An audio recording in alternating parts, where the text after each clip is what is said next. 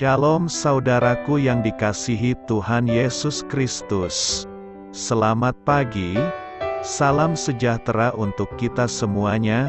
Selamat datang kembali di Renungan Rohani pagi hari ini. Semoga saudara yang terkasih dalam keadaan sehat selalu. Kiranya damai dan sukacita Roh Kudus melimpah di dalam hati dan pikiran saudara saat ini. Sebelum kita mulai renungan pagi ini, marilah kita bersama-sama berdoa. Tuhan Yesus, terima kasih sudah membangunkanku pagi hari ini.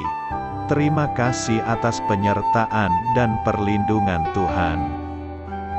Semua karena karunia Tuhan aku dapat bangun dengan pagi hari ini. Aku menyerahkan seluruh aktivitasku hari ini ke dalam kuasa tangan Tuhan. Jauhkanku dari yang jahat, ya Tuhan. Tuhan Yesus, tolong lindungi dan berkati aktivitasku hari ini. Tolong berkati juga keluarga dan teman-temanku, Bapa Surgawi, oleh karya Roh Kudus. Tolonglah aku untuk menjauhi segala sesuatu yang melukai hati-Mu. Ampunilah segala dosa kami, ya Tuhan. Dalam nama Tuhan Yesus, aku sudah berdoa. Amin. Sahabat saudara rohani, pembacaan ayat emas Alkitab renungan kita hari ini terambil dari Yohanes 12 ayat 1 sampai dengan ayat 7. 6 hari sebelum Paskah Yesus datang ke Betania, tempat tinggal Lazarus yang dibangkitkan Yesus dari antara orang mati. Di situ diadakan perjamuan untuk dia dan Marta melayani. Sedang salah seorang yang turut makan dengan Yesus adalah Lazarus. Maka Maria mengambil setengah kati minyak narwastu murni yang mahal harganya, lalu meminyaki kaki Yesus dan menyekanya dengan rambutnya, dan bau minyak semerbak di seluruh rumah itu. Tetapi Yudas Iskariot, seorang dari murid-murid Yesus, yang akan segera menyerahkan dia, berkata, "Mengapa minyak narwastu ini tidak dijual 300 dinar dan uangnya diberikan kepada orang-orang miskin?" Hal itu dikatakannya bukan karena ia memperhatikan nasib orang-orang miskin, melainkan karena ia adalah seorang pencuri. Ia sering mengambil uang yang disimpan dalam kas yang dipegangnya. Maka kata Yesus, "Biarkanlah dia melakukan hal ini mengingat hari penguburanku." Yohanes 12 ayat 1 sampai dengan ayat 7. Inti dari ayat emas renungan kita adalah, sebab bagi Allah kami adalah bau yang harum dari Kristus. Mari kita mulai renungan pagi kita. Judul renungan kita hari ini adalah Mangkuk Biji Kopi, ditulis oleh Dave Brannon.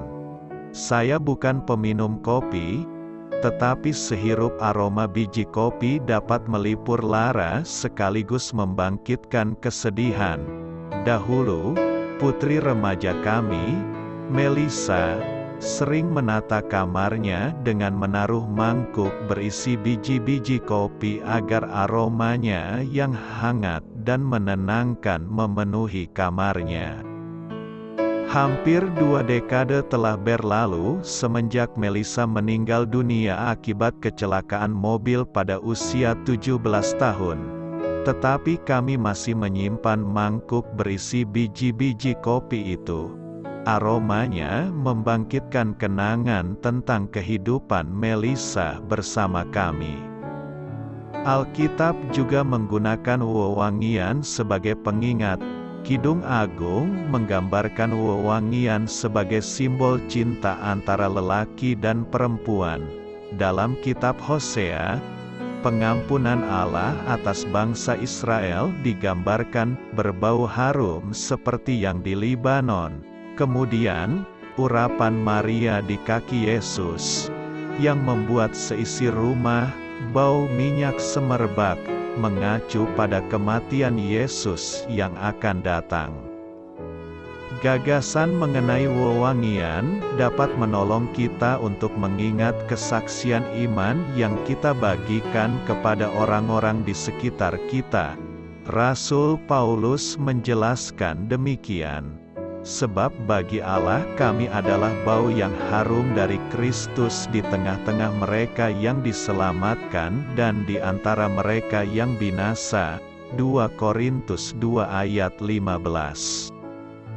Sama seperti aroma biji kopi yang mengingatkan saya kepada Melisa, biarlah hidup kita menghasilkan bau harum dari Yesus dan kasih-Nya yang dapat mengingatkan orang lain bahwa mereka memerlukan Dia.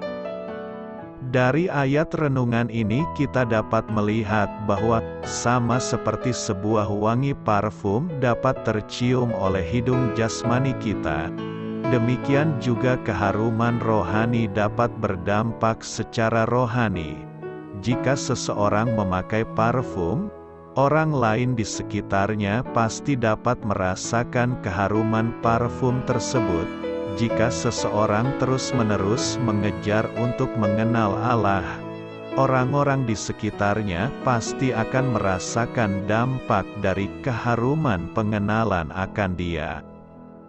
Inilah yang disebut dengan keharuman Kristus, yaitu aroma rohani yang berasal dari kehidupan orang-orang percaya yang mengejar pengenalan akan Allah.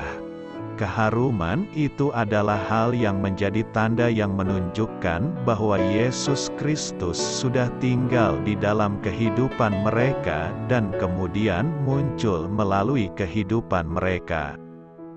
Saat kita semakin mengenal Allah lebih dalam lagi, keharuman rohani Kristus ini juga menjadi keharuman bagi Allah sendiri. Sebab bagi Allah kami adalah bau yang harum dari Kristus. Bahkan Tuhan adalah yang pertama kali menikmati keharuman Kristus ini.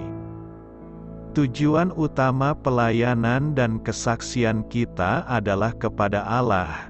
Kita yang percaya kepada Yesus Kristus senantiasa harus menguji apa yang berkenan kepada Tuhan. Efesus 5 ayat 10. Kita tidak ada di dunia ini untuk kepentingan diri sendiri. Jadi bagaimana sekarang? Adakah ku cari kesukaan manusia atau kesukaan Allah? Adakah ku coba berkenan kepada manusia?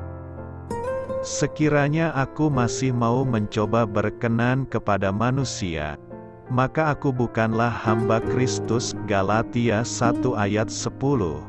Kita ada di sini untuk hidup berkenan di hadapan Allah. Akhirnya, saudara-saudara, kami minta dan nasihatkan kamu dalam Tuhan Yesus. Kamu telah mendengar dari kami bagaimana kamu harus hidup supaya berkenan kepada Allah. Hal itu memang telah kamu turuti.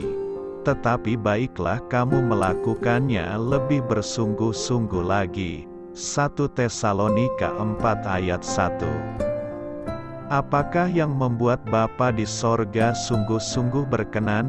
Anak yang dikasihinya.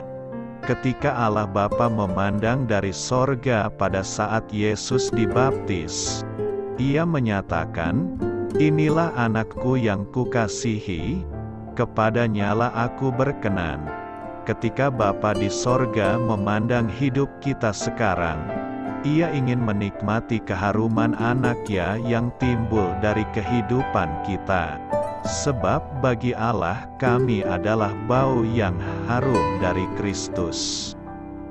Amin. Marilah kita renungkan di dalam hati kita.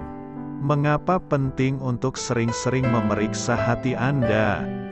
Bagaimana Anda dapat meminta pertolongan Allah untuk hal ini? Hal ini patut kamu ketahui.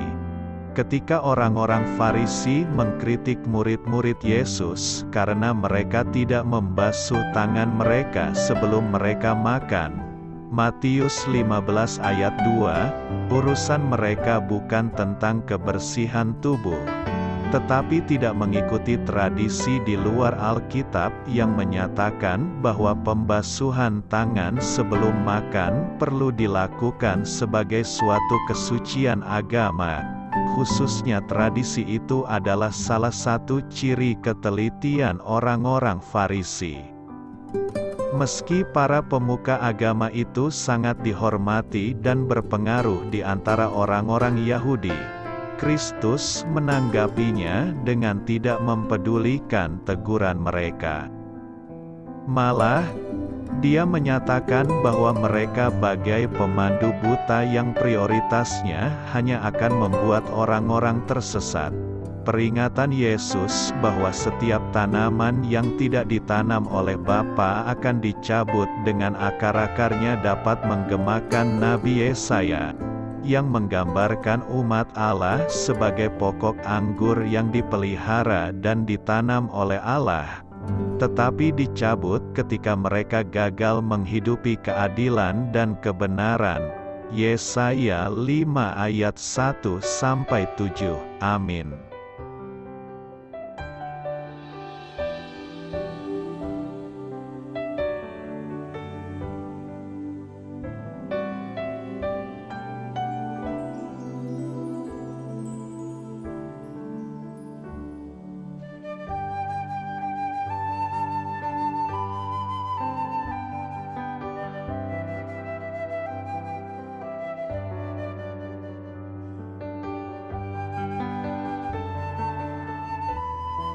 Marilah kita renungkan sahabat saudara rohani. Demikianlah renungan firman Tuhan pagi hari ini. Semoga menjadi berkat dalam hidup kita.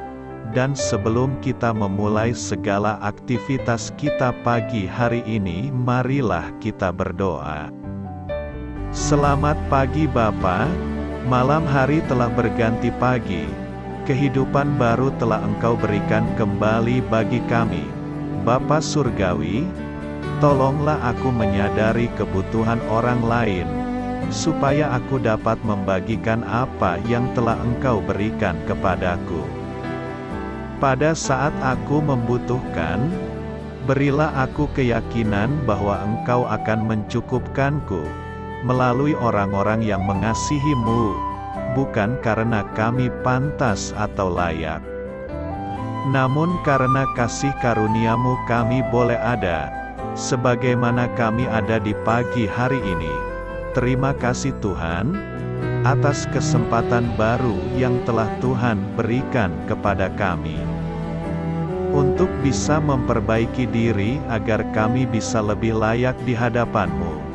Hari ini kami serahkan semua perkara dan kesulitan yang akan kami lalui ke dalam tangan-Mu. Biarkanlah kami bisa memuliakan-Mu dalam segala aktivitas yang akan kami lakukan. Amin.